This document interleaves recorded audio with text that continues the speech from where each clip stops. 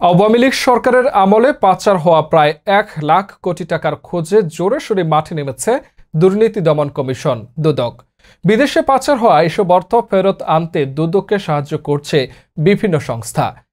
এবার money laundering প্রতিরোধে দুদককে সহযোগিতা করতে বাংলাদেশে আসছে যুক্তরাষ্ট্রের federal bureau of investigation FBI এর একটি দল।